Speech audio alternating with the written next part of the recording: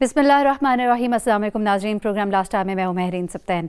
नाज़रीन, पाकिस्तान की सियासत में सही तब्दीली आने तक 3-4 धड़ों पर ये हुकूमत खड़ी दिखाई देती है इस वक्त हमें, जिसमें हम देखते हैं कि इंतहाई शफ़ाफ़ किस्म का पुलिस का निज़ाम है और करप्शन से लदा हुआ पटवारी सिस्टम है। अब इस वक्त हम अगर देखते हैं कि छोटे शहरों से लेके गाँव, कस्बों, मौज़ों तक हमें जहाँ पर भी इसके सरगना जो नज़र आते हैं वो कहीं ना कहीं ये सियासतदान है जिन्हें हम ही वोट देकर यहाँ तक लेकर आते हैं, इक़्तिदार के ऐवानों तक। अब यहाँ पर हम देखते हैं कि इस वक्त जिस तरह से हमें नज़र आ रहा है कि लैंड माफिया के ख़िलाफ़ एहतसाब का जो दायरा है, शिकंजा जो है वो हमें कसता हुआ दिखाई दे रहा है। और अगर इसमें से 50% भी अगर हम बात करें, अगर इस पर अमल दरामद हो गया तो फिर यकीनन जिस तब्दीली का जिक्र किया जाता है तो वो तब्दीली शायद आ ही जाएगी। इस पर हम आज के प्रोग्राम में बात करेंगे। कुछ अहम इंकशाफात हैं इस हवाले से हमारे पास, वो हम आपको रिवील करेंगे इस प्रोग्राम में। बिलावल मियाँ नवाज शरीफ साहब से मिले। पाकिस्तान पीपल्स पार्टी और आसिफ अली जरदारी साहब जो है वो मुसलसल हमें ये कहते हुए नज़र आते हैं कि उनके ख़िलाफ़ इंतकाम लिया जा रहा है, ये सियासी इंतकाम है, ये एहतसाब नहीं है। तो अगर ये इंतकाम है, ये एहतसाब नहीं है, तो फिर 3 दफ़ा अभी तक तो आप ही आ चुके हैं, देखते हैं चौथी दफ़ा क्या होता है। हुकूमत कह रही है कि हम कोई एनआरओ नहीं देंगे। इमरान खान साहब भी यही कहते हैं कि मेरे बाप के तो पैसे नहीं कि जो मैं छोड़ दूँ। तो ऐसे में हम देख रहे हैं कि आने वाला वक्त जो है पाकिस्तान पीपल्स पार्टी के लिए बड़ा ही सख्त होता दिखाई दे रहा है। हमने कल भी बात की थी और आज उससे ज़रा फर्दर एक्सटेंड करेंगे हम कि 7-8 दिन के अंदर ये जो अभी सुप्रीम कोर्ट के हुक्म पर एहतसाब अदालत में जो रेफरेंसेस दायर किए जाएंगे, ये रेफरेंसेस जो है ये कितनी मुश्किलात जो है पाकिस्तान पीपल्स पार्टी के लिए खड़ी कर देंगे। जाली अकाउंट के केस में रेफरेंसेस है, आसिफ अली जरदारी साहब के गिर शिकंजा जो है वो कसता हुआ दिखाई दे रहा है। बज़ाहिरन यही कहा जा रहा है अभी तक जो मालूमात हम तक है। उसके अलावा वज़ीर आला सिंध जो है उनके खिलाफ ठट्टा शुगर मिल्स और ट्रैक्टर स्कीम में जो इख्तियारात के नाजायज़ इस्तेमाल है वो भी ज़ेर बहस है।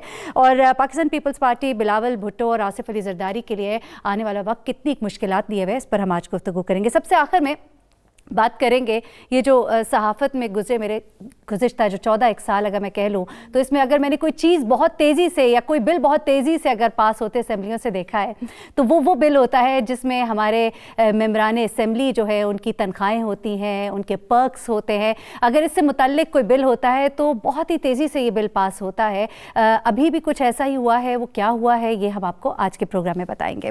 पहला सेगमेंट हमारा, जैसा कि हमने बात किया, कुछ लैंड माफिया में हम बात करेंगे क्या हो रहा है सरकारी ज़मीनों के साथ, किस तरह का सलूक किया जा रहा है, इस पर हम गुफ्तगू करेंगे। राना अजीम सीनियर सहाफ़ी हमारे साथ लाहौर स्टूडियोज़ में मौजूद हैं और कर्नल रिटायर्ड शहजाद अनवर जो है साबिक DG नैब रावलपिंडी हमारे साथ मौजूद हैं। राना अजीम साहब, पहले तो आप ही बता दीजिए कि ये क्या मामला है, ये सरकारी ज़मीनें और ये कौन सी वो अहम स्टोरी या इंकिशाफ है जो आप आज लेकर आए हमारे प्रोग्राम में। बिस्मिल्लाहिर्रहमानिर्रहीम। इसमें बड़ी क्लियर बात है कि तहकीकाती इदारों ने बाकायदा तहकीकात शुरू कर रखी है और ये तहकीकात जो है आखिरी मराहल में दाखिल हो चुकी हैं। इसमें FPR से लेकर महकमा रेवन्यू, दीगर महकमों से भी मदद ली गई है। और ये सब तहकीकात हो क्या रही है? तहकीकात ये हो रही है कि पहले मरहले में कि वो कौन से अरकान असम्बली हैं मौजूदा और साबिका कि जिनका लैंड माफिया से तल्लक है, जिन्होंने हाउसिंग सोसाइटियाँ बना, रियल स्टेट का नाम देकर हाउसिंग सोसाइटियाँ बना रखी हैं। तो इसमें 317 रुकनी असम्बली मौजूदा, उसमें से 180 है और साबिका जो है उसके बाकियाँ हैं। ये टोटल 317 ऐसे लोग हैं जिनका लैंड माफिया या आपका कह लें कि जिनका प्रॉपर्टी के कारोबार से तल्लक है। मैं लैंड माफिया इसलिए नहीं कहता कि फौरी तौर पर वो कहते हैं हम पे इल्ज़ाम लगा दिया जब तक चीज़ें सामने नहीं आती। और इन तमाम के खिलाफ जो है वो तहकीकात हो रही है। इनमें से इन तमाम में से हर एक के मुतल्लक जो चीज़ें सामने आ रही हैं वो वाज़ेह है कि इन लोगों ने हाउसिंग सोसाइटियाँ बनाई, सरकारी अराजियाँ उनमें शामिल की, कईयों ने ज़री अराजियों पे हाउसिंग सोसाइटियाँ बनाई और कई अफराद ने एक हाउसिंग सोसाइटी को कई दफ़ा बेचा। और उसमें महकमा रेवन्यू से लेकर दीगर महकमे इनके साथ शामिल है। और इसमें 13 तो ऐसी बड़ी स्कीमें मौजूद हैं कि जिनके ऊपर जितनी डेवलपमेंट की फंडिंग हुई थी वो तमाम सरकार की फंडिंग लगी, यानी प्राइवेट हाउसिंग सोसाइटी। मगर दरमियान में मौजूद है जनाब एक बड़ा तगड़े पार्लियामेंटेरियन है, तो उन्होंने इन हाउसिंग सोसाइटियों में जो तामीरात कराई, अंदर जो सड़कें बनाई, जो गैस, बिजली और वासा का काम जो है, ये तमाम चीज़ें जो है सरकारी फंड से की गई। और इसमें जो है 111 वो हाउसिंग सीटें हैं, हाउसिंग सोसाइटियां हैं जो सिर्फ सरकारी अराजी पे बनाई गई, PT1 बनाकर, PT2 बनाकर, इस तरीके से सरकारी अराजियों पर वो हाउसिंग सोसाइटियां कायम की, जिसमें 3 सोसाइटियां लाहौर के अंदर और 2 सोसाइटियां इस्लामाबाद, जहां पे हुक्मरानों का आना और जाना लगा रहता है, उसमें मौजूद है। और इसमें 13 ऐसे बड़े सियासी लीडर हैं, 13 बड़े सियासी लीडर हैं जो मुख्तलिफ सियासी जमातों की कमान के या संभालते हैं। ये नंबर 2 या नंबर 3 हैं। कुछ तभी नैब के पास भी उनके, बिल्कुल, हाँ, नैब के पास सारा कुछ है। और मजे वाली बात है, इसमें से 31 ऐसे बड़े ब्यूरोक्रेट्स हैं जिन्होंने इन अरकाने असम्बली जो है मौजूदा और साबका, इनकी हाउसिंग सोसाइटियों में अपनी करप्शन का पैसा जो है बाकायदा इन्वेस्ट किया हुआ है और वो बेनामी जायदादों के तौर पर इस्तेमाल हो रहा है। और उनकी प्रॉफिट किस तरीके से आती है, किसको मिलती है, और उन ब्यूरोक्रेट्स ने क्या क्या इन्हें सहूलतें दी, वो भी सामने है।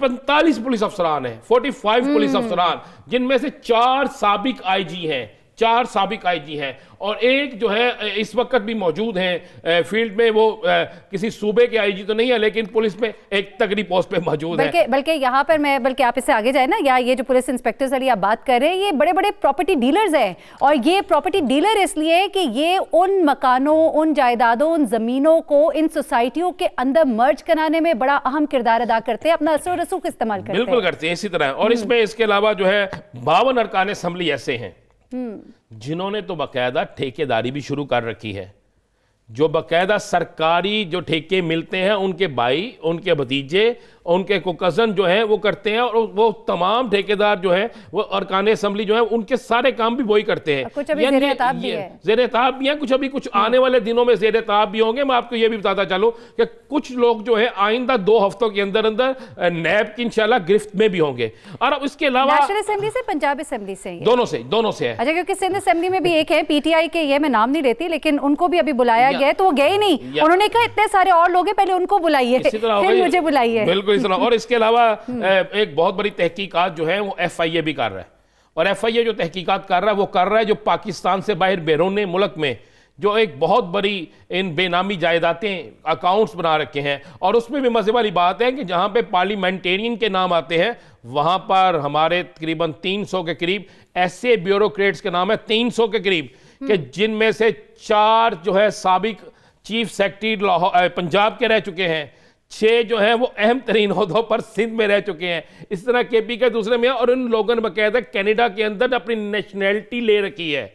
और उनकी जायदादें किस तरह हैं, उनकी फैमिलियां किस तरह वहां पे एडजस्ट हुई हैं, और उनके बैरून मुल्क क्या क्या एहसास जाते हैं, इस पे FIA को बड़ी अहम कामयाबियां मिल चुकी हैं। और आने वाले दिनों में आप देखेंगे कि जिस तरह नैब काम कर रहा है, बहुत जल्द आपको नजर आएगा कि चाहे साबिक हो, मौजूदा अरकान असम्बली हो, ब्यूरोक्रेट्स हो, पुलिस अफसरान हो, महकमा रेवेन्यू के लोग हो, और या कोई भी हो, इन तमाम का छठा कट्ठा सामने आ जाएगा। और ये नजर आएगा कि पाकिस्तान की असल दौलत लूटने वाले कौन थे।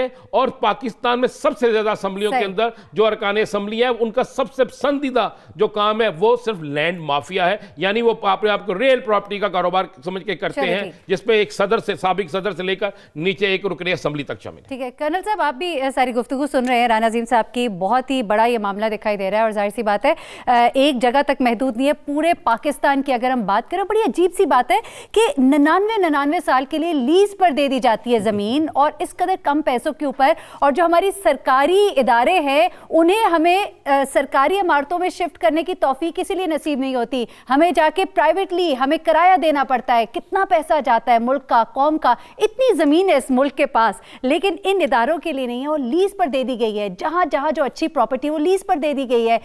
क्या आप देखते हैं कि नैब जो है ये इन बड़े बड़े माफियाज के ऊपर हाथ डाल सकेगी? हाथ डालने का सिलसिला तो शुरू हो गया है, लेकिन किस तरह से? बड़ी फोर्स चाहिए होगी इसके लिए। तो देखिए मेरीन, राना साहब ने बड़ा क्लियर इस बात को कर दिया है कि ये किस तरीके से ये काम करते हैं। ये लैंड माफिया वो लोग होते हैं जिनके पीछे इन्फ्लुएंशियल लोग होते हैं, डेफिनेटली, या पॉलिटिशियन होते हैं या सरकारी बहुत बड़े अफसर होते हैं, क्योंकि अदरवाइज उनकी दाल ही नहीं गल सकती। उन्होंने सरवाइव करना होता है, क्योंकि जब वो कब्जा ग्रुप ये 2 तरह के काम करते हैं। एक में तो पब्लिक एट लार्ज को नुकसान पहुंचा रहे होते हैं कि लोगों से पैसे फ्लीज करते हैं। ऑन ग्राउंड बड़ी थोड़ी सी जमीन होती है और उन्होंने लैंड को एक्वायर ही नहीं किया होता और लोगों से पैसे इकट्ठे करके गायब हो जाते हैं। उस वक्त भी इनको प्रोटेक्शन चाहिए होती पॉलिटिशियंस की, गवर्नमेंट में जो लोग पॉलिटिशियन हो उनकी। प्रोटेक्शन चाहिए होती है, सीनियर अफसरान की प्रोटेक्शन चाहिए होती है। और दूसरी तरफ ये करते हैं कि गवर्नमेंट की लैंड जो है, सरकारी जमीन जो है, शामलात जो हैं, उन पे कब्जा कर लेते हैं और उनको फिर इस्तेमाल करते हैं और लोगों को बेच देते हैं, जबकि उसके कोई पैसे भी इन्होंने अदा नहीं किए होते।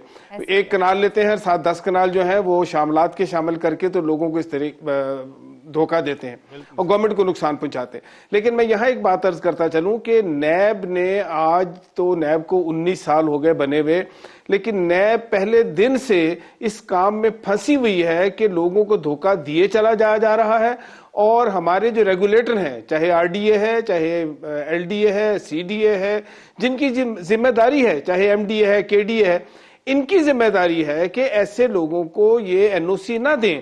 और दूसरी बात यह है कि, और ये हम नैब पिंडी के अंदर ये काम हमने स्टार्ट भी किया था, कि ये जो एडवर्टाइजिंग एजेंसीज हैं, आप टीवी के ऊपर इश्तहार देखते हैं, बहुत खूबसूरत इश्तहार आ रहे होते हैं और मीडिया के बहुत सारे लोग जो है उसके अंदर काम करके, मैं नाम नहीं लेना चाहता एडवर्टाइजिंग एजेंसीज के, कि जो कि एक बड़ा ल्यूक्रेटिव किस्म का इश्तिहार बना के दे देते हैं और लोग जो है उसकी तरफ अट्रैक्ट हो जाते हैं कि भाई ये लोग इसके अंदर, और बहुत सारे ऐसे करता धरता होते हैं जिनको दिखाया जाता है कि वो उनके पास ऑलरेडी ये घर भी मौजूद हैं, तो लोग ल्योर इन हो जाते हैं। और ये याद रखिए कि हमारा माशरा जो है वो जमीन के साथ ओरिएंटेड है। चाहे कोई भी बंदा हो, वो चाहेगा 3 मरले का भी घर उसके पास जरूर हो, जमीन हो, अपना घर हो। तो लोग आज हमारे यहाँ पाकिस्तान में हाउसिंग की प्रॉब्लम्स हैं, और चाहे वो कराची का हो, चाहे अब आपके सामने है कि आज जो सुप्रीम कोर्ट के अंदर जो मलिक रियाज साहब का भी जो फैसला एक महफूज हुआ है, उसके अंदर भी यही काम हुआ था कि जी जो गवर्नमेंट की लैंड थी वो कौड़ियों के दाम जो थी वो उन्होंने ले ली थी, और अरबों की, यानी शायद ट्रिलियंस ऑफ रुपीस की वो जमीन थी जो कि चंद 2-4 अरब में उन्होंने ले ली थी और किस्तों में उन्होंने ले ली थी, और अब उसका शायद फैसला जो है वो भी इस तरह आ जाएगा। इसमें एक और चीज याद रखिए कि कोई पॉलिटिशियन, कोई बिजनेसमैन कामयाब नहीं हो सकता जब तक कि उसके पीछे गवर्नमेंट सर्वेंट नहीं होता, ब्यूरोक्रेसी नहीं होती, क्योंकि वही इनको प्रोटेक्शन देती है, वही रास्ता दिखाती है कि नैब के हाथ इस वक्त कितने एक मजबूत दिखाई दे रहे हैं, बड़े बड़े पॉलिटिशियंस है, बहुत बड़ा माफिया है। इस वक्त आपको लग रहा है कि नैब का हाथ मजबूत है? जी, मैं पहली बात तो ये करूं कि नैब जो है, लोग शायद बातें तो करते हैं और शायद थोड़ी बहुत उसमें कोई सच्चाई भी हो, लेकिन ओवरऑल मैं आपको ये बता सकता हूं कि नैब किसी इन्फ्लुएंस, किसी प्रेशर के बगैर काम कर रही होती है। होता क्या है कि लोगों को नजरबाज को इसलिए नहीं आता, ये लोग मायूस इसलिए होते हैं कि एविडेंस नहीं आती सामने, लोग आके विटनेस नहीं बनते। हमारे यहाँ विटनेस की प्रोटेक्शन नहीं है, इसलिए लोग आके बताते नहीं है ये चीजों को कि उनके साथ फ्रॉड हो गया है या किसने कर दिया, डर जाते हैं क्योंकि माफिया है ना पीछे, बहुत बड़े बड़े लोग हैं। लेकिन नैब डेफिनेटली काम कर रही है, अगर वो मलिक रियाज साहब के ऊपर हाथ डाल सकती है। लाहौर में भी आपने देखा कि बहुत बड़ी बड़ी जो स्कीमें हैं और बहुत बड़े बड़े लोगों के नाम हैं हाउसिंग स्कीमों में, अगर उन पे हाथ डाल सकता है तो नैब किसी को नहीं छोड़ेगी। और ये सबसे बड़ा स्कैम है पब्लिक एट लार्ज कि ये जो हाउसिंग स्कीमें हैं, नैब ने कितना अर्सा तो अपने सेल बना के रखे और फिर अखबारों में एडवाइस किया लोगों को कि काइंडली किसी भी हाउसिंग स्कीम पे जाने से पहले उस रेगुलेटर से पता कर ले कि ये अप्रूव्ड है या नहीं है। और हमने रेगुलेटर से भी एडवाइस किया था कि सिंगल विंडो रखें लोगों की फैसिलिटेट करने के लिए, ताकि लोगों को अगर नहीं पता कि, क्योंकि वो एक लेटर दिखा देते हैं, वो लेटर एक्चुअली लिखा गया होता है, एनओसी नहीं होता, और लेकिन वो उसी के ऊपर लोग जो है वो आप यकीनन आपकी ये भी बड़ी अच्छी इन्फॉर्मेशन, लोग जरूर इसको मालूम करें किसी भी सोसाइटी में लेने से पहले कोई भी प्लॉट। राना साहब, अभी जब आप बता रहे थे और हम भी जो रिकॉल अगर करते हैं कि बड़े बड़े सियासतदान, पीटीआई के बहुत से ऐसे लोग हमें नजर में भी आ रहे हैं इस वक्त जो ज़ेर-ए-ताब हैं और जो अभी आने वाले हैं। एक बड़ा टेस्ट केस है पीटीआई के लिए, इमरान खान साहब के लिए स्पेशली, और दीगर सियासतदान जो हम देख रहे हैं कि आने वाले वक्त में अगर ये सही एक्शन लिया गया तो फिर तो बहुत बड़ा मतलब सफाई होने जा रही है। ये हमारी असेंबलियों का क्या होगा, क्योंकि इतना बंदर बांट हुआ है सरकारी अराजी। वो मैं अभी केस सुन रही थी लाल मस्जिद के हवाले से भी पूछा गया, भाई किसकी बेस पे, किसकी जमीन थी, किसको दी गई, क्यों दी गई। आप देखें, एक तो हमारी बदकिस्मती बहुत बड़ी है, जिस जमीन पर कब्जा करना हो वहां पे मस्जिद बना दे, वहां पे मदरसा बना दे, वहां पे मजार बना दे और कह दे जनाब ये मजहब, कोई मजहबी पहलू रख के बना दे, तो फौरी तौर पर कहा जाता है जनाब ये जगह हो गई। अब मामला यह है कि हमने असम्बलियों का क्या लेना, जिस असम्बली के अंदर वो शख्स बैठा हो जो आम आदमी अफराद की पूरी जिंदगी की कमाई खा रहा हो, जो एक 3 मल्ले के घर के पैसे सारी उम्र इकट्ठी करके घर ना ले सके और वो बंदा खा जाए, तो उसको असम्बलियों में नहीं होना चाहिए। यहाँ पे हम एक ब्रेक लेनी है, ना साथ ही रहिएगा।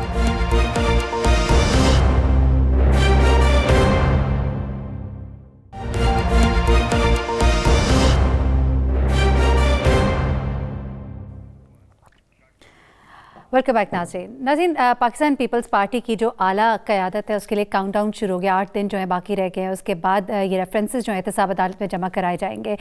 कल जब हमने गुफ्तगू की थी तो हमने बताया था वो कौन सा वॉल्यूम 25 है जिसके हवाले से JIT जो है वो बहुत होपफुल है कि बहुत से अहम इंकिशाफात होंगे उस हवाले से, और बहुत सी अहम चीज़ें जो है अब वो रेफरेंसेस के थ्रू जो है वो दायर की जाएंगी। तकरीबन 16 के करीब रेफरेंसेस दायर करने, उसमें से आधे तो तकरीबन तैयार हो चुके हैं। लेकिन आज जब हम गुफ्तगू करेंगे तो हम बात करेंगे कि जो एहतसाब के नाम पे इंतकाम का जो नारा लगाया जा रहा है इस वक्त पाकिस्तान पीपल्स पार्टी की जानिब से, बिलावल भुट्टो जो है वो बड़े इस वक्त एक्टिव जो है नज़र आ रहे हैं। वो ये कहते हैं कि जेल भरो तहरीक का भी अभी हमने सुना, और जो उन्होंने सिंध असेंबली में जो उन्होंने तकरीर की या जो उन्होंने आज प्रेस टॉक की है उसमें उनका वो जारहाना अंदाज़ जो है वो नज़र आ रहा है। आगा सिराज दुरानी के हवाले से वो बड़े पॉजिटिव इस वक्त दिखाई दिए, बड़े नाराज़ दिखाई दिए जो उनके साथ किया गया, उनके अहल खाना के साथ किया गया। लेकिन चाहे इसे इंतकाम, सियासी इंतकाम कहें, एहतसाब कहें, सवाल यहाँ पे ये है कि ये क्या मंतकी अंजाम तक पहुँचेगा और किस तरह से पहुँचेगा, होगा क्या क्या, इस पर हम आज गुफ्तगू करेंगे। और बहुत सी अहम बातें आज कामरान खान हमारे प्रोग्राम में हमें बताएंगे। हमारे ब्यूरो चीफ इस्लामाबाद से प्रोग्राम में मौजूद है हमारे साथ। राजा आमिर अब्बास साबिक प्रोसिक्यूटर नैब भी हमारे साथ मौजूद है, और आयतुल्लाह दुरानी रहनुमा पाकिस्तान पीपल्स पार्टी भी हमारे साथ मौजूद है। कामरान, पहले तो आपकी तरफ आ जाते हैं, ज़रा बताएं क्या इस वक्त मामलात हैं और किस तरफ ये सारा केस जा रहा है। कुछ मामलात सख्त होते, टफ होते दिखाई दे रहे हैं पाकिस्तान पीपल्स पार्टी के लिए। जी मेरीन, बिल्कुल इसमें ये जो जाली अकाउंट्स केस है बड़े अरसे से चल रहा है, सुप्रीम कोर्ट से होता हुआ ये नैब, JIT और अब एहतसाब अदालत में जाने को तैयार है। हमारी मालूमात के मुताबिक जो एहतसाब रेफरेंसेस दायर होने हैं वो तकरीबन तैयार हैं। सिर्फ उसमें जो मरकज़ी मुल्ज़मान हैं उनकी एक स्टेटमेंट जो है वो रिकॉर्ड होनी है, और उसके लिए हमारी मालूमात ये कहती हैं, ज़राए ने हमें बताया है कि उसके लिए कॉल अप नोटिस तैयार कर लिए गए हैं। और आने वाले दिनों में ये जो अगला हफ़्ता है, आइंदा हफ़्ता, इसमें अहम शख्सियात को कॉल अप नोटिस जो हैं वो जारी होंगे। नैब उन्हें तलब करेगी उन्हें बयान रिकॉर्ड कराने के लिए। उनमें आसिफ अली जरदारी, फरियाल तालपुर, अनवर मजीद, हुसैन लवाई और इसके अलावा चीफ मिनिस्टर सिंध मुराद अली शाह का नाम भी लिया जा रहा है, क्योंकि उनके ख़िलाफ़ भी रेफरेंसेस जो है वो तैयार किया जा रहा है। ये मैं बताता चलूँ कि ये कॉल अप नोटिस एक फॉर्मेलिटी है, उनको बुलाया जाता है जो मरकज़ी मुल्ज़मान होते हैं उनका बयान रिकॉर्ड करने के लिए। अगर ये ना भी आए कॉल अप नोटिस पर तो बहरहाल जो रेफरेंसेस हैं वो एहतसाब अदालत में फिर भी दायर कर दिए जाते हैं। और हमारी मालूमात के मुताबिक 22 मार्च से पहले, आइंदा हफ्ते 22 मार्च से पहले ये रेफरेंसेस जो हैं ये एहतसाब अदालत में जमा करा दिए जाएंगे। और जो हमें नैब के ज़राए ने बताया है वो 7 के करीब रेफरेंस हैं जो कि एहतसाब अदालत इस्लामाबाद में दायर किए जाएंगे। और ये इस्लामाबाद में दायर होने की वजह से आज जैसा कि आपने सुना भी कि जी बिलावल भुट्टो ने भी ये कहा है कि ये कैसे हो सकता है कि एक जुर्म सिंध में हुआ हो, कराची में हुआ हो, और उसका मुकदमा या उसका ट्रायल जो है वो किसी दूसरे शहर में हो। उन्होंने इस जुरिस्डिक्शन पर एतराज़ किया था। लेकिन ये बात है कि ये जो रेफरेंसेस हैं ये जी हाँ, ये उसमें ये इस्लामाबाद की एहतसाब अदालत में ही दायर होंगे। और इसमें जैसा कि मैंने बताया कि करप्शन एंड करप्ट प्रैक्टिसेस के इल्ज़ामात हैं। आसिफ अली जरदारी, फरियाल तालपुर, मुराद अली शाह, अनवर मजीद, हुसैन लवाई, ये तो मरकज़ी मुल्ज़मान हैं। इसके अलावा इसमें ओमनी ग्रुप, इसके अलावा आसिफ जरदारी ग्रुप और सिंध हुकूमत के कुछ मौजूद और साबिक ओहदेदारान हैं, सरकारी अफसरान वो हैं। इसके अलावा कुछ प्राइवेट कॉन्ट्रैक्टर्स हैं, और इसमें तकरीबन 2 बड़े बैंक हैं उनके सरबराहान वो जो हैं इंस्ट्रूमेंटल रहे हैं इस सारी मनी लॉन्ड्रिंग के केस में, उनको भी मरकज़ी मुल्ज़िम जो है वो इसमें बनाया जाएगा। इसके अलावा बेशुमार ऐसे लोग हैं जिन्हें कि इसमें शरीक मुल्ज़मान के तौर पर शामिल किया जाएगा। तो एक ये पूरी एक्सरसाइज जो है डैट इज़ आलमोस्ट कंप्लीट, और ये सिर्फ एक जो प्रोसीजरल रिक्वायरमेंट्स हैं वो पूरी हो रही हैं। और जैसे ये पूरी होती हैं तो ये नेक्स्ट वीक जो है ये इसमें ये मामला जो है एहतसाब अदालत को चला जाएगा, और फिर ये ट्रायल जो है इसका बाकायदा शुरू हो जाएगा। मैंने जैसा कि बताया कि कॉल अप नोटिस जो हैं वो भी तैयार है, और आइंदा हफ्ते इनको तलब किया जाएगा इनके बयानात रिकॉर्ड करने के लिए। चलिए ठीक है। अच्छा राजा आमिर अब्बास साहब, कल हमारी बात हुई थी लतीफ़ कोसा साहब से, तो उन्होंने कहा कि इन केसेस में तो कुछ भी नहीं है। जिस तरह पहले आसिफ अली जरदारी साहब जो केसेस थे उनमें बाइज्जत बरी हो गए, वो इनमें भी आराम से बाइज्जत बरी हो जाएंगे, बिल्कुल बहुत ईजी इजी, वो कहते हैं कुछ भी नहीं है इसके अंदर, कोई मामलात ऐसे नहीं है, आपको भी ऐसे दिखाई देता है? क्या मुख्तलिफ है? जाहिर सी बात है हम भी देख रहे हैं जब से ये मामलात चल रहे हैं और ख़ासतौर पर ये जाली अकाउंट्स और इनके हवाले से जितनी मालूमात आ रही हैं, हमें तो इतना सिंपल नहीं दिखाई देता जितना वो कह रहे हैं। मेरिन, असल में बात यह है कि ये दो केसेस को अगर हम देखें, एक पहले पैनामा वाला जिसमें जेआईटी बनाई गई और एक ये मनी लॉन्ड्रिंग वाला जिसमें जेआईटी बनाई गई। अब जेआईटी किस लिए बनाई जाती है? क्योंकि सुप्रीम कोर्ट ने अपने फैसले में लिखा था कि ये काम तो नैब का है, लेकिन जब नैब अपनी इन्वेस्टिगेशन और अपनी प्रोसिक्यूशन सही तरीके से नहीं करती तो हम मजबूर हैं जेआईटी बना दी जाती है। लेकिन जेआईटी बनाने के बाद दोबारा से उन्होंने केस नैब के पास भिजवा दिया और नैब को कहा तफ्तीश करे। अब हमें जब तक रेफरेंस आ नहीं जाता, हमें नहीं पता चलेगा कि किस किस्म की नैब ने रेफरेंस बनाया है, कितना कमज़ोर आया, उसमें कमज़ोरियां कुछ छोड़ दी गई हैं या कोई ऐसे लैकूनास रख दिए गए हैं। और मुझे समझ में नहीं आता कि आगा सिराज दुरानी जिसके खिलाफ इससे शायद बहुत छोटा केस है, उसे तो इस तरीके से अरेस्ट किया जाता है और इसमें इतने बड़े बड़े नाम हैं, अभी तक कोई अरेस्ट नहीं हुआ। अगर अरेस्ट नहीं हुआ तो ये तो डायरेक्टली कोई एसेट्स का केस भी नहीं है कि जनाब ये आपकी जायदादें हैं, ये तो किकबैक्स के केसेस हैं कि जनाब वहाँ से कमीशन के पैसे आते थे, अकाउंटों में आते थे, कहाँ से आते थे। तो ये वो तमाम चीज़ें हैं कि जो कि बग़ैर अरेस्ट के इनसे तफ्तीश करना, अभी तक इन्हें बुलाया भी नहीं गया, आखिरी स्टेज आ गई है। तो कुछ ऐसी चीज़ें हैं कि जो जब तक ये अब सामने नहीं आएगा हमें पता नहीं चल सकेगा कि इसमें कितना स्ट्रॉन्ग एविडेंस है और जरदारी साहब किस तरीके से इसमें इन्वॉल्व होते हैं। क्योंकि अगर डायरेक्ट उनका कोई लिंकेज ये बना नहीं पाए, उन्हें अरेस्ट नहीं किया, सिर्फ इस किस्म का कह देने से केसेस बनते हैं। मैं अपना तजर्बा है कि मासवाई ये नवाज शरीफ साहब का केस हुआ, ये जितने भी बड़े बड़े सियासतदानों पे केस बने, अल्टीमेटली ये हुआ कि उनमें या तो इक्विटल हुआ या किसी किस्म की सज़ा नहीं हुई। तो अब देखना यह है कि मौजूदा नैब अपनी वो पुरानी जो उनकी स्कीम है उसी को लेके चलती है या कि वाकई वो इत्तेसाब जो कि सियासतदानों का है वो करने के लिए मजबूत तरीन रेफरेंस। और उसमें आपको याद होगा कि सुप्रीम कोर्ट के चीफ जस्टिस साहबका ने नैब के चेयरमैन को, प्रोसिक्यूटर जनरल को बुलाया था और कहा था कि ये जो आप रेफरेंस बनाते हैं इसमें इतने झोल और इतने लैकूनास छोड़ देते हैं कि जब ये आला अदालतों में आते हैं तो हमें मजबूरन बरी करना पड़ता है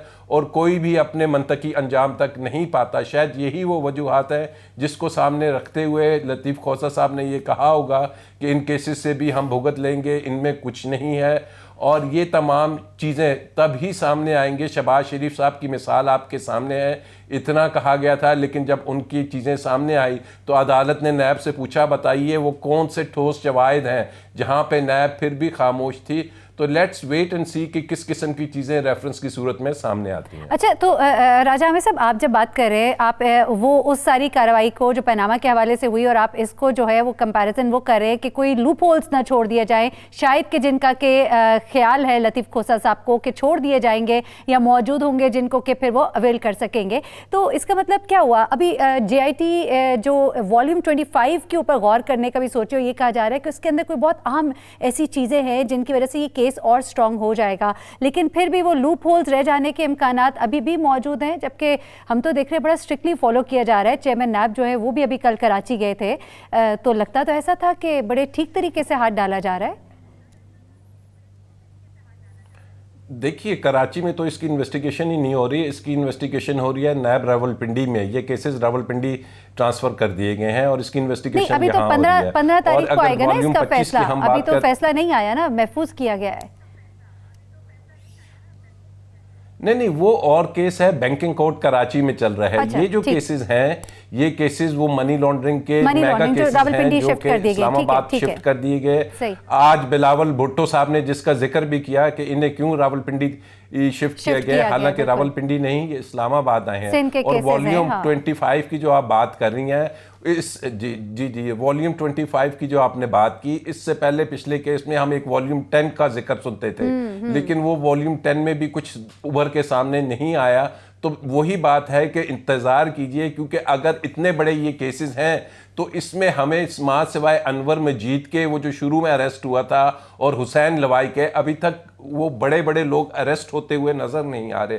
या तो ये है कि वो उस प्रेशर में है, या ये है कि ये जो कॉल अप नोटिस जब जाएंगे इनको तो वो उनको उसी के साथ अरेस्ट कर लेंगे और कुछ रेफरेंस थोड़े से 2-4 वो जमा करा देंगे छोटे लेवल के, और बड़े लेवल के जो रेफरेंसेस होंगे उसमें तफ्तीश वो अपनी जारी रखेंगे। चलिए ठीक है, कमरान आपकी तरफ अभी वापस आऊंगी। इस पर मैंने आपसे सवाल करना है कि ये किस तरह से ये सब कुछ जो अभी उनको नजर आ रहा है आमिर साहब को, वो क्या है।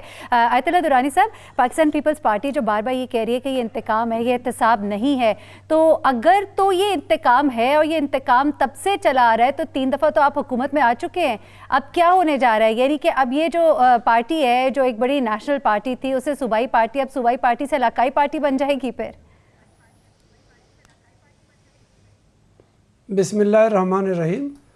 मेरिन देखें, हम लोग तासुब से बारातर होकर के सोचें और बात करें तो बेहतर है, क्योंकि इस वक्त पाकिस्तान पीपल्स पार्टी पर इल्ज़ामात अकेले में लगाए जा रहे हैं या सिर्फ सियासतदानों पर लगाए जा रहे हैं। जैसे अभी आप कुछ देर पहले एक प्रोग्राम शो कर रहे थे, उसमें आपका राना अज़ीम साहब बता रहे थे कि सियासतदानों ने ये किया और कुछ ब्यूरोक्रेटों का नाम ले लिया, लेकिन उसी पूरे मंजरनामे में जो पेश कर रहा था, किसी जज और जर्नल का नाम तो उसने लिया ही नहीं। इस वजह से कि माशरत, एक राना साहब सियासतदान है तो राना सनाउल्लाह को या आयतुल्लाह को आप पकड़ने के लिए आगे बढ़ेंगे क्योंकि पॉलिटिकल है। मैं आपको मुशर्रफ के ज़माने का, जजों का और जर्नलों का नहीं पूछ रहा, मैं ज़ियाउल हक के ज़माने का नहीं पूछ रहा, मैं याया खान के ज़माने का नहीं पूछ रहा, मैं अयूब खान के ज़माने का नहीं पूछ रहा, मैं बिल्कुल पाकिस्तान के इब्तिदा से लेकर माउंट बैटन का नहीं पूछ रहा। मैं तो अभी कमज़ोर से कमज़ोर तर शख्स के मुतालिक पूछ रहा हूँ जिसका नाम है सियासतदान, जिसको आप बिल्कुल खोज सकते हैं, बड़े मजबूत होते हैं ये सियासतदान। अपने पेटी भाइयों की बात कीजिए ना आयतुल्लाह दुरानी साहब, हम उन पे भी प्रोग्राम करते रहते हैं। इस वक्त अगर हम सियासतदानों की बात कर रहे हैं, एक चीज़ अगर आप अपने पूरे अपने ही परिवार के मुतालिक आप गुफ्तगू करते हैं तो शायद आपके मुतालिक भी गुफ्तगू हो जाती। मेरिन, एक चीज़ मुझे याद आ रहा था कि 1990 में इसाक खान साहब, सदर इसाक खान साहब प्रेसिडेंट थे, उन्होंने पंजाब हाउस में 2 जर्नल्स को बुलाया और जर्नल्स को कहा कि ये आसिफ जरदारी का, उन दिनों में याद रखना कि मोहतरमा ने मिसाइल ले लिया था कोरिया से, अमेरिकन के अंदरूनी खाना नाराज़गी का इजहार हो चुका था, इसलिए इसाक खान साहब ने फिर उसका असर और कसर किससे निकालना था, तो पीपल्स पार्टी से निकालना था क्योंकि इक़्तिदार में थी। उसने कहा कि इनकी इक़्तिदार को फारिग करना है, तो इल्ज़ाम कहीं बराबर नहीं आ रहा था, तो उन्होंने कहा कि किसी ने उधर ही बैठे हुए एक और आला दर्जे के बंदे ने कहा, जो कि बाद में मौत से पहले उसने डिस्कस किया था इस बात को, कि आसिफ जरदारी पर 10% का इल्ज़ाम लगा दो। आसिफ जरदारी पर मिस्टर 10% का इल्ज़ाम पंजाब हाउस में बैठ करके सदर इसाक खान और 2 उस वक्त के जर्नल उन्होंने लगा करके अगले दिन के अखबारात का जीनत बना दिया, और फिर पूरे पाकिस्तान का रगड़ा हो गया। ऐसे ही रगड़ा हो गया जैसे भुट्टो साहब को उधर तुम इधर हम। दुरानी साहब, ये तो जरा बातें होगी ना माजी की, जरा हाल में आते हैं, जरा हाल में आते हैं। दुरानी बातें होती रहती हैं, हम उसके ऊपर भी गुफ्तगू करते रहे, लेकिन हम इस वक्त की बात कर रहे हैं ना, वो एहतसाब, हम पाकिस्तान पीपल्स पार्टी आने वाला वक्त और वो जो 8 दिन बाकी रह गए उसकी बात कर रहे हैं इस वक्त। कोई 8 दिन नहीं, 800 दिन भी आप लेके आ जाओगे, आपके इल्ज़ामात की से सिवाय पीपल्स पार्टी के गिर्द घूमने के और कुछ भी नहीं है। मैं बहुत एहतियात तरीक़ेकार के साथ आपको बता रहा हूँ कि सिर्फ पीपल्स पार्टी में से आसिफ जरदारी माइनस, मोहतरमा बेनज़ीर भुट्टो माइनस, पहले बोला बेगम साहबा minus Zulfiqar Ali Bhutto minus Murtaza Bhutto minus Shahnawaz Bhutto. सिर्फ इस तरह के अल्फाज के साथ हमें आज भी कहा जाता है कि आसिफ जरदारी अगर सियासत से एक तरफ हो जाए तो बहुत बात ठीक हो जाएगी, बात पंजाब में भी ठीक हो जाएगी। भाई, आप क्यों अपने आप के मामलात को हमारे सर पे टोंसते हैं? इस वक्त ये जो इतने बेनामी अकाउंट्स जो निकल रहे हैं आयतुल्लाह दुरानी साहब, या अयान अली का जो मामला है, बेल बिफोर अरेस्ट की जा रही है, ये आप उनका जिक्र करें, अगर सयाद दुरानी की बात करें, शर्जील मेमन की बात करें, बड़ी बड़ी चीजें सामने आ रही हैं, उनकी बात करें। मेरिन सिर्फ एक मेरिन में भी क्या चीफ जस्टिस पाकिस्तान ने सजा पर साइन किया जो आप तक आ गई या दोस्तों तक आ गई? क्या उसी वो खातून का नाम जो अभी आप ले रहे थे, उस मोहतरमा को सजा हो गई? दुरानी साहब उसी पे तो गुफ्तगू कर रहे हैं। शर्जील को सजा हो गई है। आप हमें सिर्फ तंग कर सकते हो, मीडिया को तंग कर सकते हो, आप हमें भी उसके थ्रू आप भी हमें तंग कर सकते हो, कह सकते हो, आप हमारा एहतिसाब कर सकते हो, हक है आपका। हम तो हक इंसाफ की बात कर रहे हैं आयतुल्लाह दुरानी साहब, हम तो सच जानना चाह रहे हैं, आवाम सच जानना चाह रही है, एहतिसाब का हमारे सर उस पे बात करें। तो चले देखिए दो बातें मैं कहना चाहूँ इसी तनाजुर में जो गुफ्तगू हो रही है। जी अच्छा कमरान, कुछ जवाब देना चाहेंगे आयतुल्लाह दुरानी जो इस वक्त बात कर रहे हैं, और हम जो इस वक्त अभी बात कर रहे थे राजा आमिर साहब, जरा उसका भी जवाब दीजिएगा, क्योंकि जाहिर सी बात है वो जो लूप होल्स अगर रह जाएंगे जिनका कि उनको भी खदशा है, तो फिर क्या ये कोई ईजी एक केस नजर आता है, या फिर भी अभी ये बड़ा एक मुश्किल केस है? लतीफ खोसा साहब जो है इसको अंडर एस्टिमेट कर रहे हैं। देखिए मेरी दो बातें हैं, एक तो ये कि राजा आमिर अब्बास साहब ने जो बात की, राजा साहब तो खुद प्रोसिक्यूटर रहे हैं नैब के, तो उनको ज़्यादा इल्म है, लेकिन अगर देखें सुप्रीम कोर्ट में आने के बाद, जेआईटी की रिपोर्ट आने के बाद, कंबाइंड इन्वेस्टिगेशन टीम बनने के बाद भी अगर नैब में अपने रेफरेंसेस में कोई लूप होल्स या उसमें कोई खामियां रखे तो फिर ये नैब की नाअहली जो है उसे ही करार दिया जाएगा। मैं जो ये दुरानी साहब ने जो बात की, आयतुल्लाह साहब ने, ये मैं देखें वो एक पॉलिटिशियन है, वो पॉलिटिकल पॉइंट ऑफ व्यू से इसको देख रहे हैं, और हर इस तरह के मुकदमे को साइज ही किया जाता है, और उसके ऊपर अगर किसी पॉलिटिशियन से आप कमेंट लेंगे तो वो उसको पॉलिटिकल पॉइंट ऑफ व्यू से ही देखेगा। मैं ये कह रहा हूं, बीइंग एन इंडिपेंडेंट जर्नलिस्ट, मैं ये कह रहा हूं कि मैं तो उसको देख रहा हूं जो जेआईटी की रिपोर्ट आई है, वो रिपोर्ट है जिसके अंदर जेआईटी वालों ने 172 अफराद के नाम दिए, जिनको फौरी तौर पर सुप्रीम कोर्ट ने भी एंडोर्स किया कि इनका नाम ठीक है जी, ईसीएल पर ही रहना चाहिए, क्योंकि जो एलिगेशंस आए हैं जेआईटी ने अपनी रिपोर्ट में लगाए हैं, उसके अंदर आप ये देखिए कि सैकड़ों की तादाद में उन्होंने गवाहों को, जो भी जिनसे उन्होंने इंक्वायरी की थी, उनके बयानात शामिल हैं। दर्जनों की तादाद में अकाउंट्स थे, जाली अकाउंट्स, जो कि उन्होंने बताया कि जी ये बेनामी अकाउंट्स हैं। उन्होंने बैंक रिकॉर्ड से ये ड्रा किया था, उन्होंने एफबीआर का रिकॉर्ड देखा, उन्होंने जितने भी अवेलेबल एविडेंस थे उसके बाद उन्होंने वो रिपोर्ट मुरतब की थी, जिसको ये कहा जा रहा था कि जी ये तो अभी टिप ऑफ द आइसबर्ग है, अगर इसको मजीद, यानी जेआईटी ने अपनी रिपोर्ट में कहा था कि अगर इन्हीं लाइंस के ऊपर आप मजीद इन्वेस्टिगेशन करें तो मजीद तल्ख हकाइक, करप्शन की कहानियां जो हैं वो सामने आएंगी।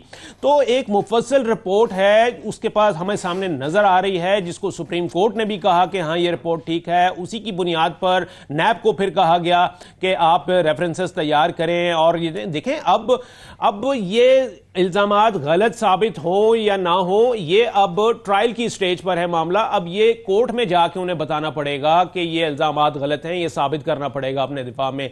जो कोर्ट तक ले जाने वाला मामला है उसके लिए ये these are sufficient evidence.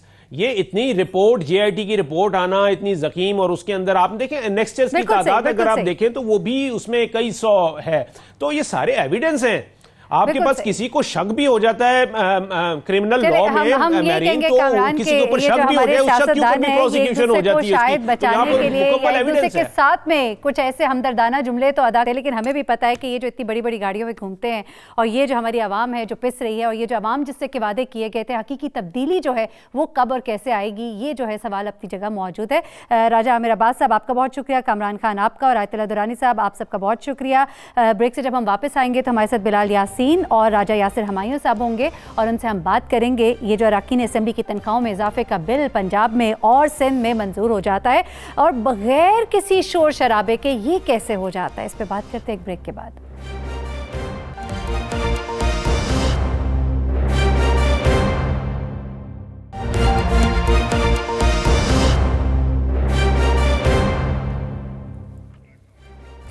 Welcome back नाज़रीन, आवाम के लिए पेट पर पत्थर बांधो पॉलिसी और हुकूमती अराकीन के लिए मुंह के खजानों के मुंह खोल दो पॉलिसी जो है हमें सामने नजर आती है। हमने देखा कि जिस गुज़िश्ता हुकूमती और पीटीआई ऑपोजिशन में थी, उस वक्त भी जो सबसे फास्टेस्ट बिल था वो भी यही बिल था, यानी वो बिल जिसमें अराकीन असेंबली जो है उनकी तनख्वाहें जो है बढ़ाई गई थी। हमारे साथ राजा यासिर हमायूं रहनुमा पाकिस्तान तहरीक इंसाफ और बिलाल यासीन रहनुमा पाकिस्तान मुस्लिम लीग नून मौजूद हैं। राजा यासिर हमायूं साहब, आप ही पहले इस बात का जवाब दे दीजिए, अगर वो बिल कोई अवाम के मफादात का हो तो कई दिन महीनों वो बिल जो है वो मंजूर नहीं हो पाते और बड़ा शोर शराबा होता है अगर मंजूर करवाने ही होते हैं, लेकिन ये वाला बिल जो है इसके ऊपर बड़ी इत्तफाक राय होती है, चाहे आप अपोजिशन में हो चाहे आप हुकूमत में हो।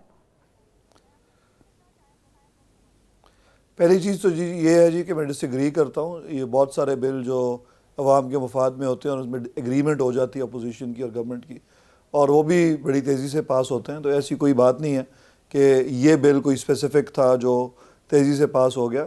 जिन पे डिसएग्रीमेंट होती है उस पर भी बहस जो है वो अवामी मफाद में ही हो रही होती है। राजा यासिर साहब, हम तो बड़ा शोर शराबा देखते हैं असेंबली के अंदर जहां पे इस तरह के मामलात आते हैं जहां पे एक पार्टी राजी नहीं होती। यहाँ तो दोनों पार्टियां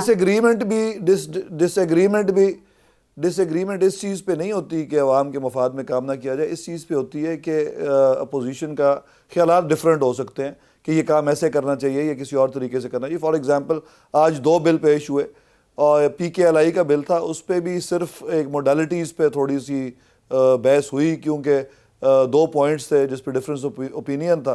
तो ये बात जो है कतन गलत है कि तमाम बिल्स पे ही चलिए इस बात को एक और तरह से रख लेते हैं। राजा यासिर साहब, इस बात को एक और तरह से रख लेते हैं। हम एक ऐसे वक्त में जब आवाम से कहा जा रहा है कि आप जो है इस वक्त आप लोगों को एक मुश्किल वक्त से गुजरना है, टैक्सेस जो है वो बढ़ा दिए गए हैं, कई इदारों में ऐसा हुआ है तनख्वाहों के ऊपर 30% कट लगे हैं। इस वक्त में जहां पर आवाम सफ़र कर रही है तो कैसे दिल को अच्छा लगता है कि जो हुकूमती अराकीन है, जो इन आवाम के नुमाइंदे हैं, इनकी तनख्वाहें जो इतनी बढ़ा दी जाए, इनकी बारात इतनी बढ़ा दी जाए। आपको शायद मालूम ही होगा, अगर नहीं तो मैं आपको बता देती हूँ ना, कि जैसे पंजाब असेंबली में 83,000 माहाना से बढ़ाकर 2 लाख रुपए जो है तनख्वाह कर दी गई, ठीक है, एक। फिर उसके बाद उनके डेली अलाउंसेस 1,000 से बढ़ाकर 4,000 कर दिए गए। हाउस रेंट 29,000 से बढ़ाकर 50,000 रुपए कर दिया गया। यूटिलिटी बिल 6,000 से बढ़ाकर 20,000, मेहमानदारी का अलाउंस 10,000 से बढ़ाकर 20,000, और इस तरह ही सिंध असेंबली में भी हम सब कुछ देख रहे हैं। तो ये क्या जस्टिफाइड है कैसे वक्त में, जो कि एक बड़ा सख्त टाइम है, टफ टाइम है, कौम जो है वो तो अपने पेट पे पत्थर बांध दे, तो फिर वो लोग जो नुमाइंदे हैं तो वो क्या करें? एक्चुअली जी एक चीज़ तो ये आपको देखनी पड़ेगी कि जो फॉर एग्जांपल जो वज़रा की सैलरी थी पंजाब में वो कोई 40,000 के करीब थी, और जब से मैं वज़ीर बना हूँ मेरा नहीं ख्याल कि मैंने अभी तक वो विड्रॉ भी, बल्कि अपने वो मैंने असिस्टेंट को दी हुई थी। आप बेसिक तनख्वाह की बात कर रहे हैं ना, उसके अंदर जितनी बरात अलाउंसेस जो कुछ है वो मिल मिला के कहाँ उसके अंदर मैं बताता हूँ ना जी आपको, जो मैं आपको वज़ीर की बता रहा हूँ जी, 50,000 रुपये किराया है घर का जो अवेलेबल था, उसमें इसकी विसिनिटी में तो घर मिलता नहीं है। तो अगर किसी का कोई अगर GOR में 8-9 वज़ीरों को घर मिल गया तो दैट्स अबाउट इट। अदरवाइज बाकी वज़रा जो हैं या वो अपने किसी रिश्तेदार के घर रह रहे हैं या दूर दराज के रह रहे हैं। आप लाहौर में मेरा ख्याल आपको बेहतर पता है कि क्या किराए हैं, और आपने जो वज़रा ने जिन्होंने ड्यूटी करनी भी है, अपने टाइम पे दफ्तर पहुंचना है या तकरीबन असेंबली पहुंचना और सारा दिन बिजी होते हैं, वो इस सूबाई असेंबली की विसिनिटी में 50,000 में कहीं पे कोई कमरा ही मिल सकता है, घर तो मुश्किल है। जो पहले आप समझते हैं जस्टिफाइड है? चलिए इसे ऐसे जवाब दे लीजिए, आप ये ऐसे जवाब दे लीजिए, ये जस्टिफाइड है ये जो इंक्रीमेंट इस वक्त में मैं ये समझता हूँ, अगर आप मेरी मैं ज़ाहिर है अब मैं इंडिविजुअल्स की बात तो नहीं करूँगा, लेकिन बहुत सारे मैं MPs को जानता हूँ जो मेजॉरिटी में है, जो बेसिकली सफ़ेद पोश हैं, कोई मल्टी मिलियनर्स नहीं है। कम लोग इस तरह के हैं जो वाकई बहुत रिच हैं, उनको कोई फ़र्क नहीं पड़ता, वो तनख्वाहें लेते भी नहीं है शायद। हमारी पार्टी के कई लोग हैं जिन्होंने पहले दिन से आपको याद ही होगा वो पिछली हुकूमत में जो जिस तरह से पता लगा कि किस तरह से हाजिरियां लगाई जाती है जब कोरम नहीं पूरा हुआ था, 5-5 हज़ार रुपए भी नहीं कोई छोड़ता। आप क्या बात कर रहे हैं? नहीं जी, डेफिनेटली अभी भी अलीम खान साहब नहीं ले रहे थे, बल्कि उन्होंने कार भी वापस कर दी थी। तो ऐसे और भी कोई एग्जांपल्स होंगे, मैं इंडिविजुअल्स को कोट नहीं करना चाहता, तो लोग लेते हैं। चलिए ठीक है, बिलाल यासीन साहब आप भी गुफ्तगू सुन रहे हैं, मैं आपकी तरफ वापस आती हूँ। राजा यासीन साहब मैं आपकी तरफ वापस आती हूँ। बिलाल यासीन साहब, आप समझते हैं ये जस्टिफाइड है कैसे वक्त में जहां इमरान खान साहब बार बार लोगों को कह रहे हैं कि मुश्किल वक्त है, हमने इसे गुजरना है, हमने 10 अरब रुपए जो हैं अभी जमा किए हैं अपने डैम फंड के लिए, और इस तरह की बहुत सी मुश्किल चीज़ें जो हैं वो आने वाले वक्त में सामने खड़ी है। ऐसे वक्त में ज़रूरत थी समर की कि इतनी तनख्वाहें, इतनी मरात बढ़ा दी जाती? देखिए स्टेट में कोई जस्टिफिकेशन नहीं है जी, खास तौर पे मैं बिल्कुल क्लियर हूँ इस मामले में कि चीफ मिनिस्टर अपनी बेसिक सैलरी को 40-50 हज़ार से बढ़ा के 4-5 लाख कर रहे हैं, मीनिंग देयर बाय कि वो 7-8 गुना उसकी इंक्रीज ले रहे हैं। मिनिस्टर्स की कर दी गई है, इंक्रीज कर दी गई है, फिर इसके बाद स्पीकर, डिप्टी स्पीकर की कर दी गई है, दर्जा बदर्जा जो MPs है उनकी की गई है। मैं प्रीवियसली आई वाज मिनिस्टर, तो मेरे भाई कह रहे थे कि जी वो अभी सैलरी ड्रॉ नहीं की, तो ये बड़ी अच्छी बात है, हम अप्रिशिएट करते हैं कि अल्लाह का करम है कि मैं भी मिनिस्टर रहा हूँ, तो मैंने भी कोई सरकारी घर या ऑफिस ही लिया हुआ था, अपने ही घर में और अपने ही ऑफिस में बैठ के लोगों के मसाइल हल करते थे और पंजाब की आवाम की खिदमत की। ये तो एक इंडिविजुअल अपनी आती बात आती है। मैं समझता हूँ कि जब आप ही कोड कर लेंगे कि जब इमरान खान बार बार अपने बात में देख के आते हैं कि जी अभी मुझे पता है मुश्किल वक्त है और हमें सब्र करना है, और उस वक्त इस तरह का ये जो एक फैसला जिसमें कोई जस्टिफिकेशन मौजूद नहीं है कि इतनी बिलाल यासीन साहब, आप लोगों के दौर में भी तो ये हुआ है ना, अभी गुज़िश्ता हुकूमत जाने से पहले आप लोगों ने भी तनख्वाहें जिस तरह से बढ़ाई और उससे पहले भी बढ़ाई, तो ये सब कुछ तो चलता आ रहा है। ये जब हम देखते हैं कि मुल्क इतने मुश्किल दौर से गुजर रहा है, तो कोई भी हुक्मरान उस वक्त में जब वो हुकूमत में होता है तो वो इन चीज़ों का ख्याल नहीं करता। और मज़े की बात यह कि अपोजिशन और हुकूमत दोनों बिल्कुल राजी होती है, खुश होती है, उसमें कोई उनका सेम पेज होता है। शायद मैं ना अब थोड़ा सा अपनी बात समझाने से थोड़ा सा सीक्वेंस ठीक कर लेना। मैंने किया है कि ये जो चीफ मिनिस्टर हैं, स्पीकर और ये मिनिस्टर्स हैं, इनको ये मेरा पॉइंट ऑफ व्यू है कि इनकी सैलरी या इस तरह की इनको मुराद बनाने की जरूरत नहीं है। जो एमपीएज हैं, क्योंकि उनके पास वो सिंपल एमपीए है और उसके पास अकोमोडेशन नहीं है, उसको कन्वेंस नहीं है, तो उसको एक रियलिस्टिक बेस पे अगर बढ़ाई जाए, मगर वो उसके लिए भी आज टाइम नहीं है। मेरी बात पूरी होने दीजिएगा। मैं ये कह रहा हूँ कि अगर एक एमपीए की इस वक्त बेसिक पे एमपीए की 18,000 है, तो ये थोड़ा सा रियलिस्टिक होकर सोचे तो 18,000 तो कुछ भी नहीं है। अब मैं ये नहीं कह रहा कि अब 18,000 से बेसिक बढ़ा के और उसकी 2 लाख रुपए पे ले जाए, इस तरह नहीं है, मगर देखना ये है कि अगर उसकी भी बढ़ानी है, इसको इस तरह शॉर्ट स्टेटमेंट इस तरह देने, ये शायद दुरुस्त कदम होगा, मगर इसकी टाइमिंग बिल्कुल ठीक नहीं है। जब आप खुद पूरी कौम को ये उसको तलकीन कर रहे हैं कि जब भी बड़ा सख्त टाइम आना है, आपको तैयार रहना है, पहले आपके जो कमिटमेंट्स हैं नेशन के साथ, जो कमिटमेंट्स हैं कि जी आपने 1 करोड़ जो है नौकरियां देनी है, 50 लाख घर बनाने हैं, सो ऑन, इनको तो पहले आप थोड़ा सा पूरा करें। उसके बाद अगर आप बढ़ाते हैं, रियलिस्टिक बेस पे बढ़ाते हैं, तो मैं बिल्कुल इसकी सपोर्ट पे होगा। अभी मैंने कहा कि अभी ना टाइमिंग ठीक है और ना इतना जो इतने बड़े मंसूबों में बैठने हैं वो इस काम के लिए नहीं आते कि इसकी जस्टिफिकेशन ये देना कि जी वो शायद अफोर्ड नहीं करते, या मैं भी कोई बहुत बड़ा इंडस्ट्रियलिस्ट नहीं हूँ या मैं भी कोई फ्यूडरल नहीं हूँ।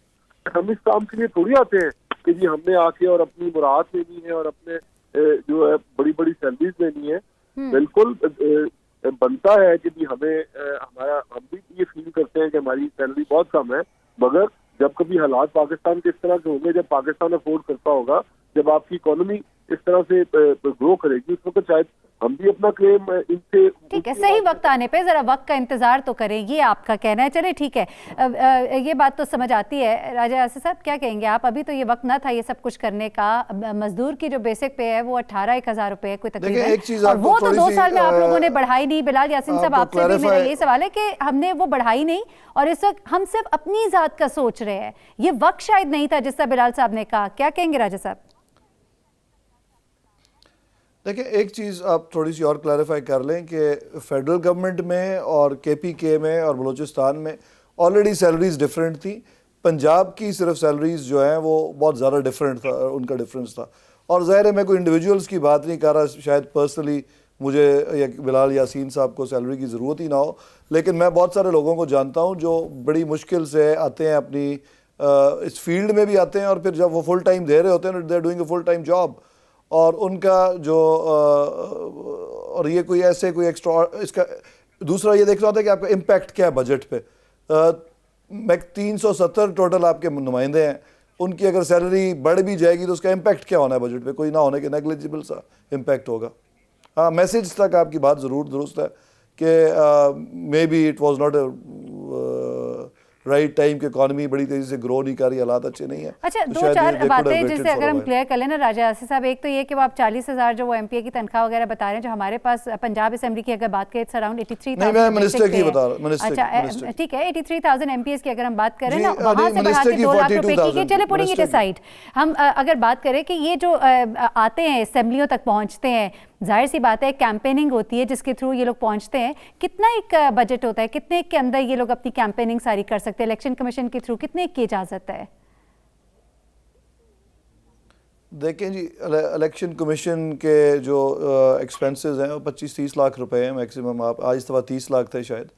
और बहुत सारे लोग, मेजॉरिटी जो गांव के हलकों से भी आते हैं, उनका कोई लंबी चौड़ी इनकम्स नहीं होती हैं। वो उनके दोस्त यार जो उनके सपोर्टर्स हैं वो उनकी कैंपेन को चलाते हैं और बहुत कम एक्सपेंसेस लगते हैं।